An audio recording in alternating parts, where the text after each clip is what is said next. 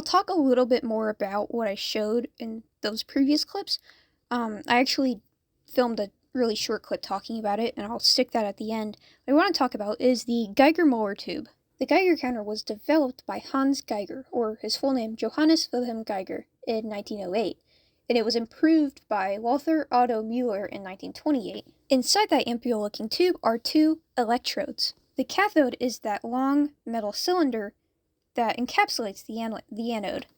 The cathode is typically made of stainless steel, and the anode is typically made of tungsten. Now, inside the rest of that, surrounding both the cathode and the anode, is something called a filler gas and a quenching gas. The filler gas is typically some sort of noble gas, such as helium, argon, or neon, and is present in a larger amount. The quenching gas, which is typically from the halogen group, like chlorine, is added in a much smaller amount. The filler gas is ionized by the radiation it takes in and accelerates those free electrons, causing further ionization. The quenching gas's ionization potential is a lot lower than the filler gas, so when the quenching gas molecules are hit with positive ions, it absorbs them and quote-unquote quenches the reaction. And considering the Geiger-Müller tube is only meant to put out a single pulse when an ionized particle is detected and recover quickly afterwards, it's best to avoid an avalanche that causes spurious pulses just to get a better reading. That pulse that comes as a result of ionization sends a brief flow of electrons to the electrodes, which is then amplified by the other electronic components and displayed. I'm going to talk about some basic components of this. This does turn on. It still is functional, considering I haven't messed with anything inside, but it doesn't work well. It just doesn't give accurate readings. It'll go haywire. It's something must have happened in shipping.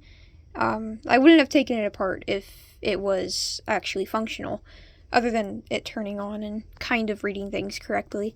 Anyways, that's obviously the Geiger-Müller tube. This battery is a lithium polymer battery. This is the model, XD703048, voltage 3.7 volts, milliamps hour, so it's 1100, watt hour is 4.07, which is basically the output, and that's the manufacturing date. Here is I'm mostly going to talk about what's over here. This is DC to DC transformation, so that's why they have the warning right there. Basically makes like a microwave. It basically makes it to where this can actually use the power it's being given. Here is for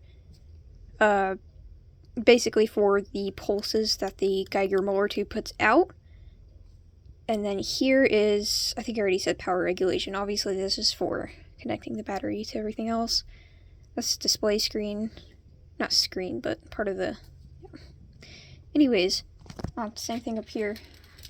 Kind of. Not really. This is about to fall. And that's not supposed to be there. Not the same thing, but just connects it. Anyways, that's just a really basic rundown. That's about it. See ya.